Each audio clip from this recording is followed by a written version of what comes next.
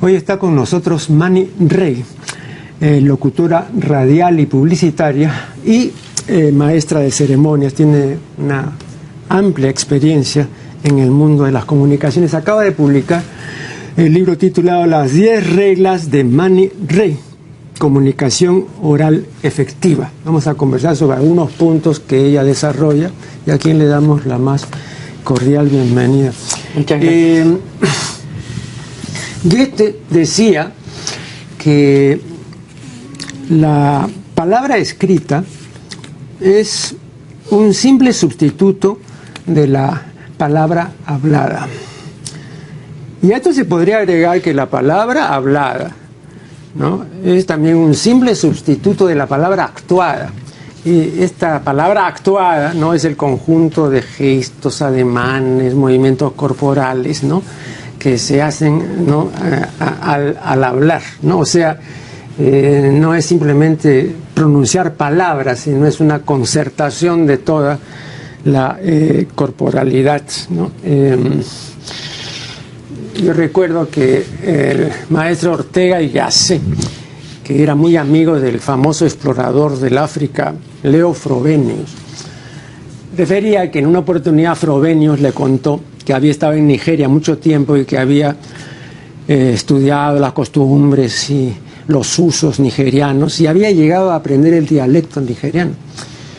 Y lo había aprendido tan bien que podía ya comunicarse con los nativos, pero nunca podía ser entendido bien.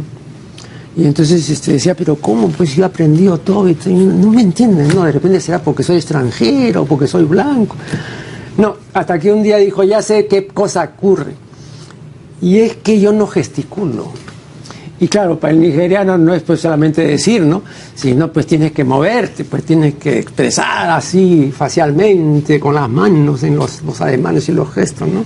Pues si no te quedas a medio camino. O sea, hay ahí, digamos, una significación no verbal, ¿no?, corporal, cinemática, que es sumamente importante. Ahora, esto yo lo veo muy relacionado con un carácter inherente, innato, consubstancial, ¿no?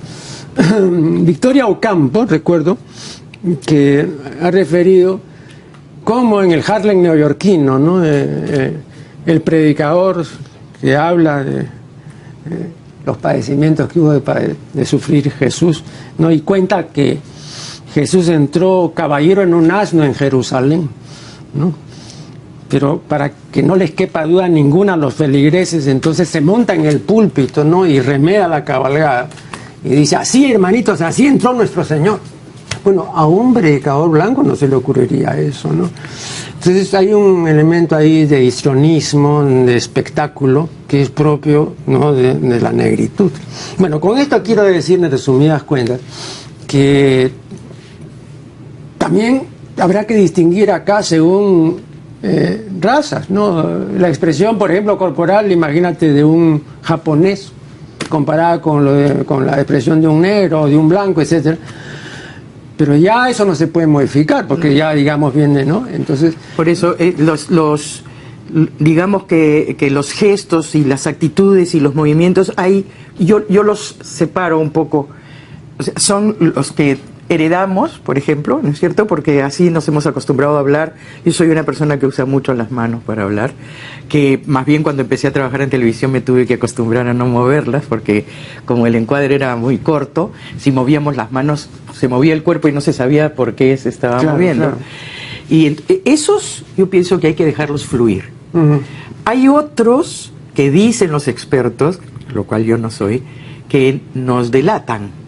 Es cierto que demuestran otro tipo de cosas. Por eso esa serie de televisión que se llama Lie to Me, que hay un hombre que estudia los gestos inconscientes de las personas para demostrar que están mintiendo, ¿no? Son diferentes unos movimientos que otros. Y efectivamente, dependiendo de las razas y de las culturas, se expresan de diferente manera, ¿no?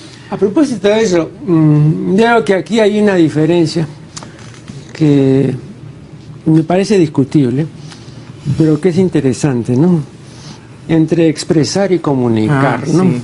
Bueno, Yo me voy a remitir esta vez a lo que dice el diccionario de la Academia, cuando dice que expresar es manifestar con palabras, con gestos y con miradas lo que se quiere dar a entender, ¿no? Ahora, para que esta manifestación, ¿no?, sea expresiva, tiene que ser clara y tiene que ser algo evidente, ¿no? Por ejemplo, el adjetivo expreso, ¿no? Es directo, ¿no? Entonces es algo, digamos, muy directo, que no deja lugar a ninguna duda, ¿no? Incontrovertible. Eso en relación con expresión, ¿no? Ahora, en relación con comunicación, según la Academia, ¿no? Sencillamente es hacer partícipe a otro de lo que uno sabe o piensa o de lo que uno tiene. Pero claro, si uno ajusta un poco las cuerdas, digamos, definicionales, también viene a ser lo mismo, ¿no? Claro, sí. Con la exclusión, digamos, de que en este caso de comunicar no se pide que sea clara, evidente, ¿no?, la comunicación, cosa que sí ocurre en el caso de la expresión, ¿no? Sí, lo que pasa es que esta diferencia que yo hago entre expresión y comunicación, la quise hacer porque, más que nada por algunos términos que se utilizaban cuando empecé a enseñar, ¿ya? Entonces, el término que más se usaba era oratoria. Cuando teníamos que... Y yo no quería usar el término oratoria porque yo he enseñado a ser locutores o a comunicarse normalmente, interpersonal, ¿no? O a hacer presentaciones en el colegio, en la universidad, Y entonces no quería utilizar el término oratoria porque yo no enseño a ser orador. A mí me parece que es diferente. El orador es el que se dirige a las masas, claro, que quiere convencer y que hace, ¿no es cierto? Y entonces empecé a usar el término expresión oral. Pero nos dimos cuenta con mi socia y amiga que se empezó a usar en el periódico expresión oral, y dijimos, uy, estamos nosotros utilizando un término nuevo y ya nos los están quitando. Y entonces dijimos, a ver, ¿y por qué no decimos que la comunicación va más allá de la expresión? Es verdad, podría ser. Y entonces empecé a usar comunicación. Y luego comunicación oral. Y después, cuando empezaron a usar la comunicación oral, yo puse comunicación oral efectiva. Y por eso es que escribí ese pedazo, esa cuestión, que se los explico a mis alumnos porque qué cosa es una comunicación oral efectiva también, ¿no? Digamos, en relación con otro asunto, me he ocupado también de este punto concreto.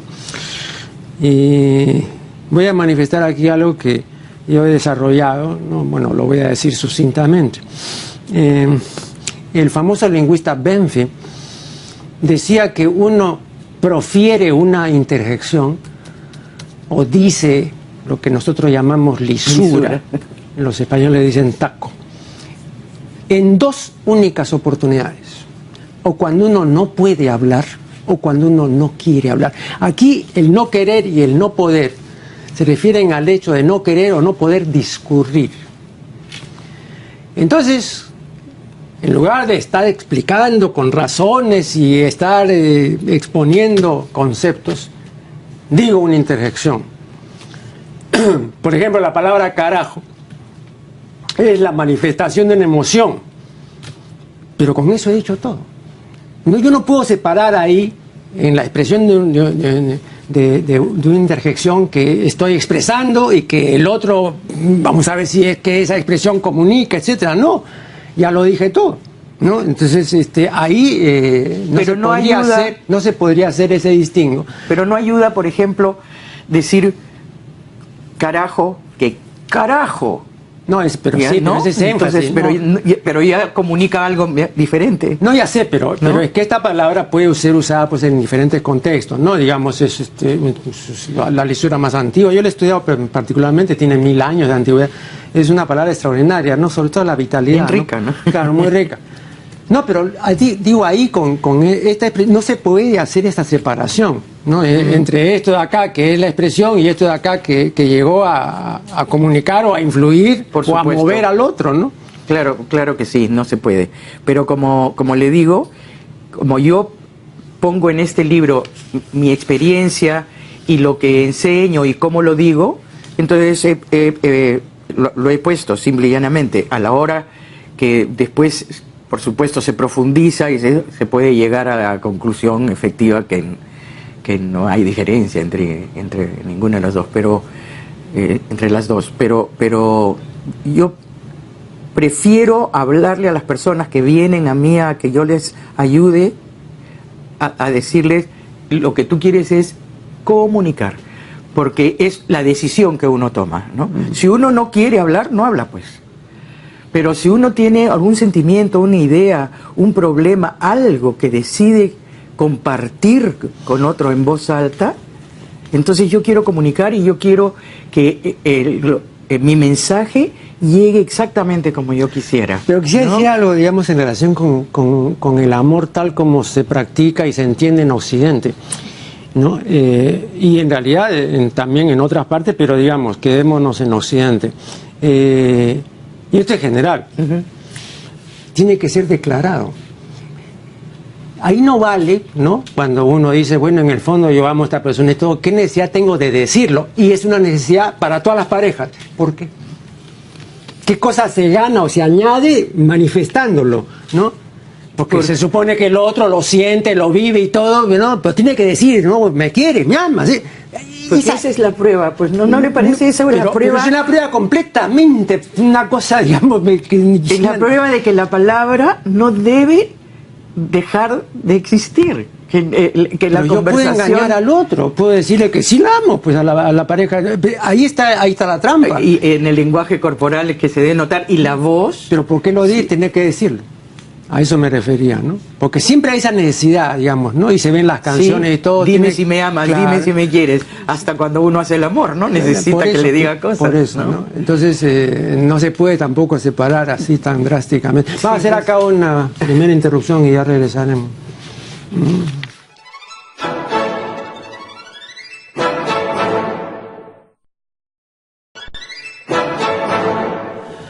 Estamos dialogando con Manny Rey. En la página 22 dice la autora lo siguiente: en esta era de las grandes comunicaciones es cuando peor nos comunicamos. No solo por lo pobre de nuestro vocabulario, sino porque nos olvidamos del receptor, en buena cuenta de la persona o personas a las que queremos transmitirles nuestros sentimientos, pensamientos o ideas. Bueno, pero a mí me permito decir que la nuestra no es una época conceptual, ¿no? Sino visional, ¿no? O sea, no es una época donde gobierne la idea, sino la imagen, ¿no? Es una videocracia prácticamente, ¿no? El premio Nobel de Medicina, Peter Medawar, ha dicho que desde 1940 aproximadamente la inteligencia está disminuyendo en el mundo y en consecuencia está aumentando la estupidez, ¿no? Bueno, está muy bien que esto lo haya dicho un ilustre científico británico, pero aunque no lo hubiera dicho, es obvio que es así. No hay necesidad de ninguna estadística, ¿no?, para darse cuenta de que ahora hay más estupidez que inteligencia, ¿no? Eso para mí es absolutamente... Pero de eso está usted completamente convencido. Pero absolutamente convencido. Y lo peor es esto. Y no lo digo yo, lo había dicho ya hace algunos años el filósofo existencialista Jean-Paul Sartre, ¿no? La estupidez es opresiva. Y es más opresiva que cualquier gobierno totalitario. Entonces es un arma que tiene el sistema para mantener a la gente en el estado en que está, para que no piense, para que no se dé cuenta. Entonces se le nutre pues con ingentes cantidades diarias de basura, etcétera, ¿no? Ya lo sabemos. creo que es un círculo vicioso y es además una realidad perversa, ¿no? Pero entonces es válido igual cada uno desde su lugar proteger y tratar de que la comunicación oral siga siendo algo importante entre los seres humanos. No, yo no digo que no sea importante. Porque la función de la palabra... No, yo no digo que no sea, claro, pero este, digamos, sería pues un programa atípico, no, este no es un programa típico en ninguna parte del mundo ahora, ¿no? O sea, cuando se habla de televisión basura, se habla de la televisión de uno o dos países. No, la televisión basura es ahora general, sí, ¿no? Sí, por supuesto, claro, que sí. Pero antes no era así, hace 15 años no era así, ¿no? Hace 15 años o algo así estuvo acá el psicoanalista lacaniano Ernesto Sinatra de Argentina, y entonces después del programa yo le entrevisté, fuimos a tomar un café y estuvimos hablando de la televisión, y entonces le dije, maestro, pero la televisión argentina estaba viendo últimamente es mala, le dije, ¿no? Y me dijo, sí, pero la de ustedes es peor. Bueno, pero eso era hace 15 años, no se puede decir eso ahora. Ahora nos han superado largamente en maldad. Ahora eso ya pero es se algo... les está tratando de imitar bastante en la televisión sí, acá. Claro, pero por eso digo. Les gusta, porque son programas que tienen mucho rating, bueno, ¿no? Porque ahora lo que interesa es el rating. Yo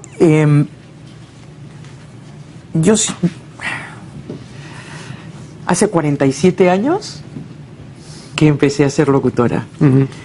Y la locución me ha dado tanto, y la amo lo que hago, que prefiero seguir intentando que las personas que necesitan comunicarse o que a veces tienen problemas para hacer sus presentaciones en la universidad, los mismos ejecutivos en las empresas que preparan tanto un evento para presentar su gran producto, por ejemplo, y entonces es una fiesta, una presentación preciosa, y a la hora que el gerente se para en el podio a hablar es un desastre. Yeah. Entonces, que hay ciertas cosas que se deben seguir haciendo, y yo quiero... yo no digo lo contrario. Sí, claro. Pero yo no estoy hablando mi motivo. Estoy hablando en general. Por supuesto no, que pues sí. Si no, también dejaré de hacer esto. Claro, yo, pues no, claro, no.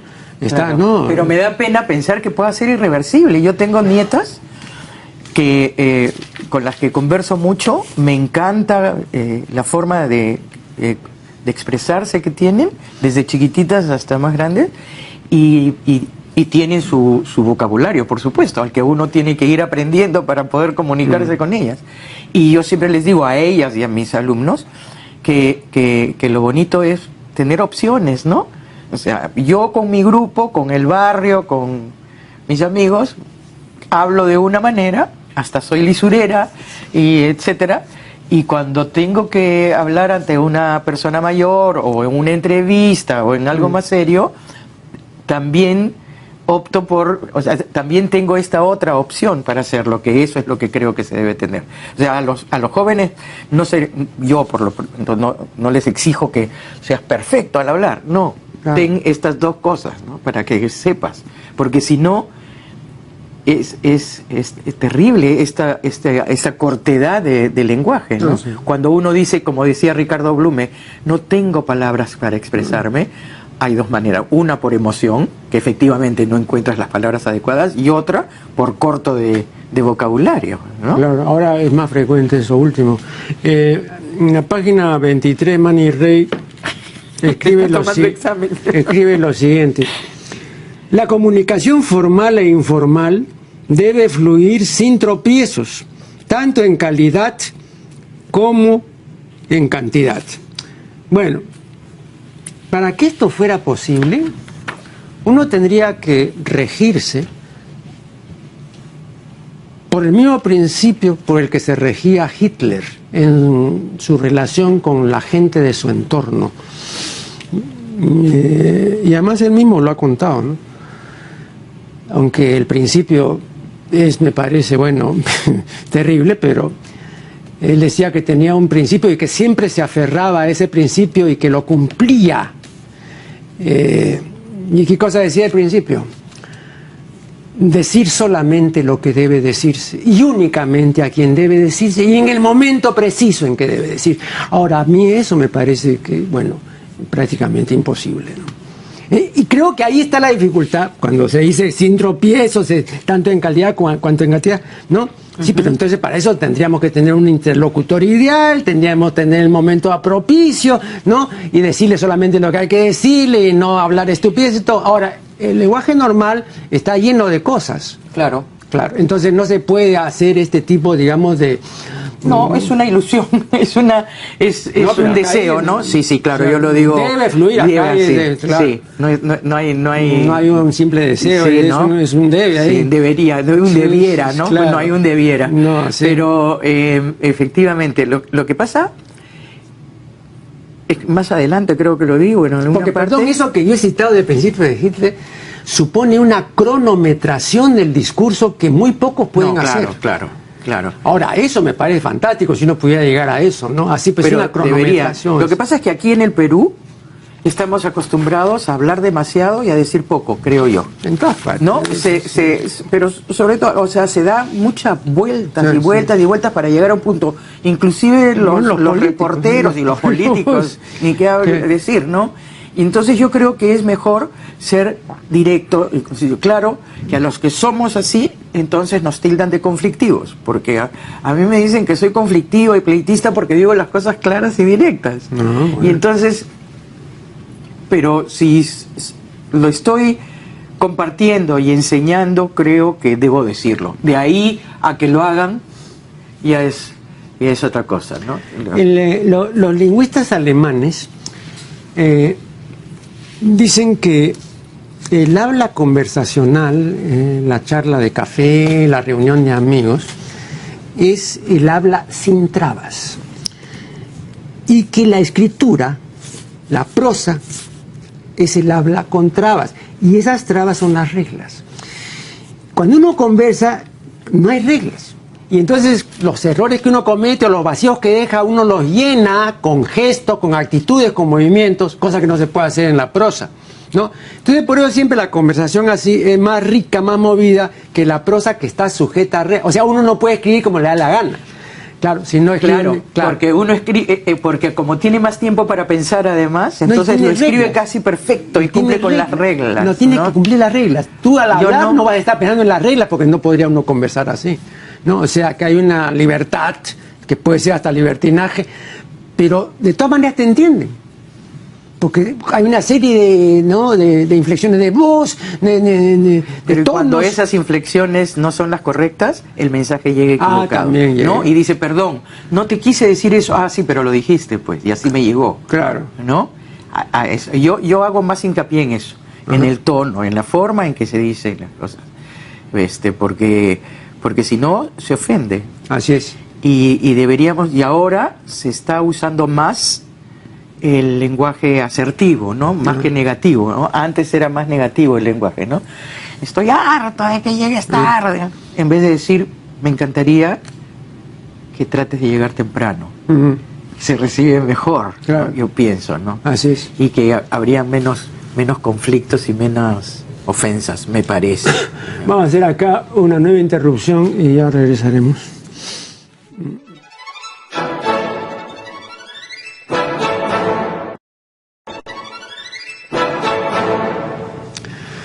Seguimos dialogando con Manny Rey. Aquí leo en la página 25 lo siguiente: actitud y lenguaje no verbal debe ser siempre positiva, mirar de frente y con franqueza, y siempre sonreír. Bueno, yo cito esto porque me da pie para referir una anécdota que refería el famoso biógrafo Emil Ludwig, ¿no? Él refiere que cuando entrevistó a Stalin, la entrevista duró alrededor de 1 hora. Y durante toda esa hora, Stalin no lo miró. Y se puso a escribir notas en un cuaderno que tenía en su escritorio y no alzó la vista. Y Ludwig dice, nunca me he sentido tan incómodo y tan ignorado como en esa oportunidad. Durante 1 hora el señor no se dignó levantar la vista, me ignoró y yo tenía que preguntarle mirando la pared porque el otro... Bueno, esto debe ser pues tremendamente incómodo, esto es un caso extremo, ¿no? Pero también será cultural, porque en todas las culturas la vista es un arma de doble filo. Y si hay un temor universal, siempre lo he dicho y lo he demostrado, es el temor al mal de ojo. Ese es prehistórico. No, eso es una cosa universal. Y es el mal de ojo, ¿no? En mi último... Porque he mirado con mucha fuerza. No, porque además todas las culturas desaprueban la mirada fija y sostenida. Y eso... Dicen que es falta de respeto. No, pero además no es cultural. Porque esta especialista en gorilas, ¿cómo se llama? Diane Fossey, en su libro sobre los gorilas en la niebla, se llama. Ella cuenta y dice que cuando comenzó a investigar los gorilas, pronto se dio cuenta de que había 2 cosas que no podía hacer si quería seguir investigándolos. Mirarlo. Una, no estar de pie, porque para el gorila, que es más bajo, siempre constituye una especie de amenaza, ¿no? Entonces se ponen ariscos agresivos y entonces tenía que echarse en el suelo o en cuclillas para estar al nivel del gorila. Y 2, no mirarlos fijamente, porque también tenían igualmente esa reacción y se ponían intratables, agresivos, ¿no? Entonces tenía que estar así y estar así. Yo considero que la mirada es muy importante. Yo considero que los ojos... Pero no la mirada fija. No la mirada fija, pero la manera de mirar, la forma de mirar. Inclusive cuando uno quiere conquistar a un hombre o viceversa, se hace a través de la mirada. El hombre no se atreve o no se acerca a uno si la mujer no le da permiso con la mirada, pienso yo. Y luego, cuando uno se presenta ante un público, si uno mira esta mirada así general perdida, lo que yo siento cuando me pasa eso es que no me están hablando con la verdad. Y entonces trato de no hacerlo. Y entonces cuando enseño trato de decir, mira de frente. Por supuesto que cuando hay mucho más gente es más difícil pues mirar a una sola persona, pero se mira al grupo que está prestando atención y se va cambiando la mirada, pero se mira francamente. Hay personas, hay profesoras, en el colegio inclusive, porque me lo han contado mis alumnas, mis nietas, que les enseñan a mirar a la pared de allá, a mirar, no entiendo por qué, o a mirar por encima de la gente, ¿por qué? ¿Por qué no mirar eso? Y en cuanto a la sonrisa que menciono, no es así, ¿no? Es una actitud. Es la sonrisa que viene de adentro hacia afuera, porque hay quienes creen que porque el tema es serio, entonces tengo que estar adusta, y no es así. No, pero también ¿no? Eso también es equívoco. A ver. Aquí había en la televisión una locutora, que fue una locutora temporal, bueno, lo único que me acuerdo es que se apellidaba Alegría, Cecilia Alegría. Entonces, ¿qué cosa ocurrió con Cecilia? Sonreía mucho. Entonces sonreía mucho y entonces decía, ayer un loco mató, ¿no? a 20 niños. No, pues... Es que es el equilibrio de las cosas, ¿no? Por eso es que... ¿Pero quién pone ese equilibrio? El que sabe. O sea, por eso tiene mucho que ver el lenguaje no verbal con la palabra.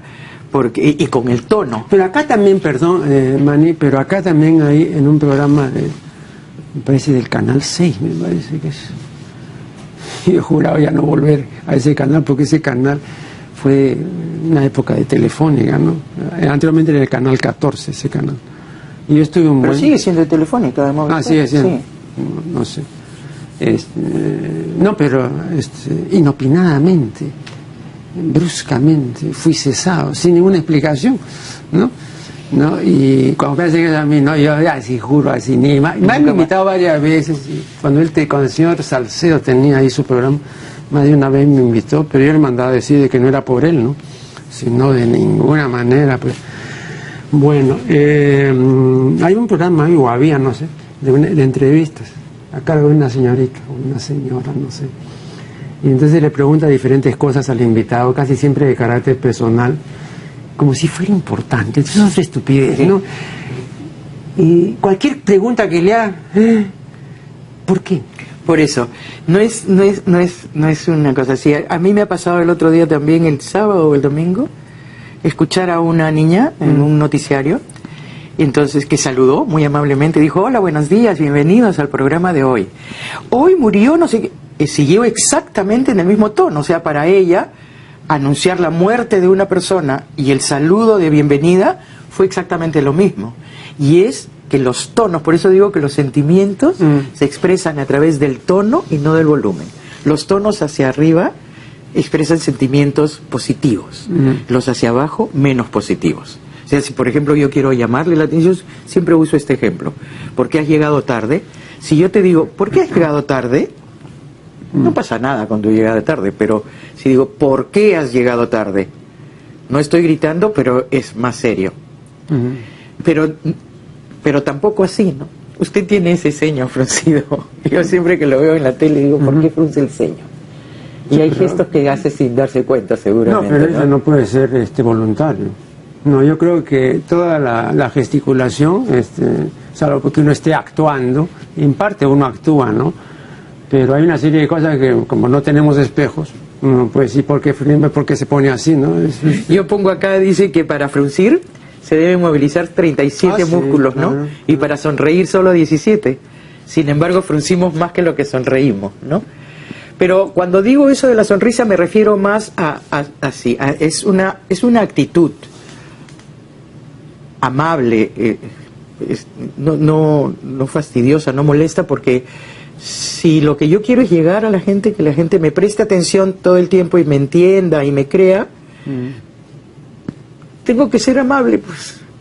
Si no, si quiero ser antipática también puedo serlo, por supuesto, y muy. Claro. Con las palabras cortantes y el tono grave, que yo lo tengo bastante grave para ser mujer, claro, ¿no? Y es de familia, no por fumadora, porque hay quienes creen que fumo, que por eso tengo el tono grave. Pero, sí, a mí me parece que la sonrisa, con los ojos, con la actitud, con el cuerpo, es importante. Mencionas tres nombres de locutores que se suelen citar como ejemplos de locución, ¿no? Humberto Martínez Morosini, Arturo Pomar y Osvaldo Vázquez. Osvaldo Vázquez, lo recuerdo tanto. El argentino. Bueno, yo también menciono nuevamente a estos tres señores, porque hasta donde yo sé, ninguno de ellos siguió cursos de locución, ni nada. Claro, entonces... éramos autodidactas todos. Hay, claro, un elemento también de fábrica, ¿no? Por ejemplo... Y ellos, eran locutores radiales antes que televisivos. Sí. Por eso Pepe Ludmir a mí me enseñó a narrar para televisión, porque no soy persona de radio. De radio lo he hecho ya mayor.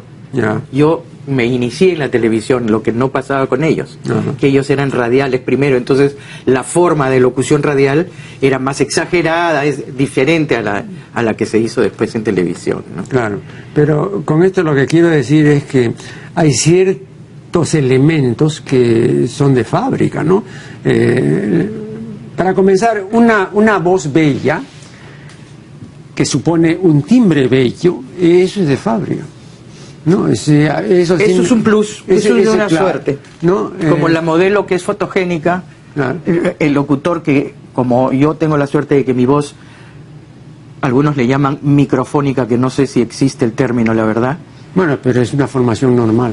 Microfónica, sí. Que eso es lo que llamó la atención cuando se me contrató por primera vez, porque mi voz salía bien y sale bien, ¿no? Ese es el plus que yo tengo, por supuesto. Había una voz parecida de una argentina en el canal 13, estoy hablando de una época de 1959, 58, y que pronunciaba muy bien los... Portugal. ¿Gretna, Portugal? No, no era de aquí, era argentina.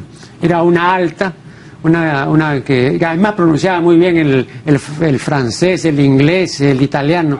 Estuvo un tiempo breve nomás, pero un ejemplo de dicción. Aquí en el Perú. Estuve en el canal 13 en esa época, no era el canal 5. Porque yo me acuerdo de voces sensacionales, la de Rosa Wunder. Bueno, que es la radio. Maravillosa, sí. Argentina también. Claro. De Gretna Portugal. Bueno, de la señorita Maruja Venegas, que hasta ahora está vigente, lúcida y maravillosa. Había después en Radio Nacional, pero eso en los radioteatros, Elvira Tizón. Sí. Elvira Tizón tenía una voz única también, muy característica. Pero igual se puede aprender a utilizar la voz, ¿no? A mejorarla, así como lo mejoran los cantantes. Con los estudios, habla hasta cierto punto, claro. El que habla también para no ser chillona, para no gritar. Ahora se grita tanto, señor, tanto. Sí. Y pareciera que no tienen micrófono. Yo no sé cómo los técnicos de sonido hacen, porque de verdad deben sufrir para mantener un volumen bajo para... ¿Tú sabes cuándo comenzaron a gritar en radio? A principios de la década de 1960. Eso sí lo recuerdo perfectamente porque llamó mucho la atención y coincide con el inicio de la contracultura. Entonces, en estos programas de lo que se llamaba música moderna, pero que ya era rock, ¿no?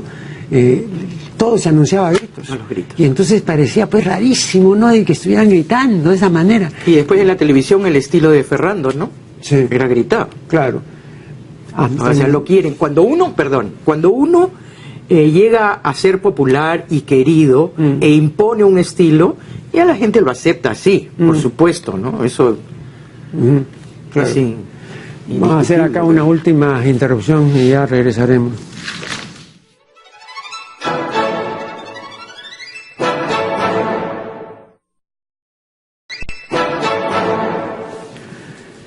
Este es el segmento final de una interesante entrevista con Manny Rey. ¿Este libro es tu primer libro? ¿O? Bueno, sí, es mi primer libro, porque otro que escribí en el año 95, yo lo usaba como separatas, que eran estos 10, pero que se llamaban mandamientos y no reglas, y que estos están un poquito mejorados, y he agregado otras cosas. Aunque tengo un blog en el que escribo, pero... Sí, es mi primer libro. Espero que no sea el último, ¿no? Ojalá me atrevo a escribir algo más. Para que ahí sí ya se le voy a permitir que me lo critique. Pero en esta sociedad informática, ¿no? En esta era digital, y nosotros tenemos ya edad suficiente como para hacer las debidas comparaciones, no se trata necesariamente de ser pesimista, ¿no? Pero... viendo cómo eran las cosas hace 30, 40 años y cómo son ahora y cómo posiblemente van a ser mañana, entonces ese es mi punto de vista, no digo que lo comparta. Hay posibilidades de ser optimistas respecto a lo que le espera a la especie, ¿no? Porque... no sé, yo no espero nada. En realidad no pienso mucho sobre eso, pero mientras yo viva y pueda compartir y ayudar a las personas que quieren, que recurren a mí, lo voy a seguir haciendo. Hubo un congreso de locutores que se llamó En defensa del uso correcto del lenguaje. Y me pidieron a último momento que por favor, si yo podía... exponer, porque la persona que debía hablar de la defensa del lenguaje no había dicho que no podía ir, y me lo pidieron la noche anterior.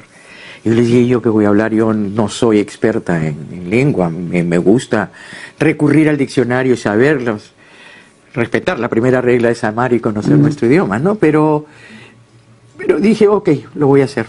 Y ese día hablé de varias cosas. El día anterior había expuesto un señor, un chipiba, que tiene un programa de radio en la selva, y él decía aiga, por ejemplo. Y luego había expuesto a Augusto Álvarez Rodríguez, que ha decidido utilizar un lenguaje distinto. Él dice calata en vez de desnuda, dice, no sé, chupar, como no sé, palabras que no nos permitían usar antes. Claro. Y también llega bien, ¿no? Pero la conclusión a la que llegué es que sí vale la pena seguir defendiendo el buen uso del lenguaje, a pesar de que hay otro que también hay que aceptar a las personas que deciden expresarse de la forma que quieran porque creen que así van a llegar mejor al público que los ve, ¿no? Pero sigo pensando, queriendo pensar que no vamos a involucionar, sino que vamos a seguir evolucionando. Entonces es una toma de posición, pues, o sea, que vamos a seguir mejorando. Yo creo que sí. Claro. Ahora hay que distinguir entre lo que puede ser un buen deseo, cosa que me parece completamente respetable, y lo que es la realidad, ¿no? La realidad, tal como yo la observo, no da pie para tener ese optimismo, porque vemos que el asunto no. ¿Y por qué hay universidades en Estados Unidos, por ejemplo la de California, que enseñan comunicación interpersonal? Que le dan importancia a eso, y no acá, ¿no? Yo no digo que no se le dé importancia y todo, no, yo me estoy refiriendo a que a pesar al hecho de que la palabra está devaluada. Sí. Un libro como este es un intento de revaluación, ¿no? Y es un deseo de que las cosas... que tomemos conciencia, claro, y que hagamos cosas con conocimiento de causa, que no sigamos haciendo por intuición o porque sí. Esa es mi intención, esa es mi ilusión. Bueno, yo formulaba esto por la siguiente razón, ¿no? Bueno, es una de las razones, pero me parece importante, ¿no? A diferencia de mucha gente que tiene un optimismo fácil, yo pienso que la calidad es muy rara en el mundo, ¿no? Es un bien preciado, pero es de una rareza impresionante. De modo que ver calidad por todas partes y haberse atrevido, como ha ocurrido, ¿no? Haberse atrevido a hablar de la marca Perú, como si el Perú fuera una marca, me parece que es una movida comercial y de trepe publicitario que no tiene nada que ver con la calidad, ¿no? Es como el boom de la culinaria, ¿no? Bueno, eso habrá dado pues trabajo no sé a cuántos miles y habrá significado no sé cuántos millones para ciertos cocineros, pero eso no quiere decir que sea pues algo cualitativamente estupendo, ¿no? En ese sentido sí se ha perdido mucho, ¿no? La calidad no existe. Yo creo que sí hay una mediocridad, que con la que la gente se contenta y que no intenta... Y yo siempre he pensado que el objetivo ulterior del ser humano es ¿cómo se dice? Se me fue la palabra. No solo la evolución, sino la excelencia. Ajá. Aunque no se llegue quizás, pero que por lo menos cada vez uno viva tratando de ser cada vez mejor ser humano, mejor persona. En eso sí creo firmemente.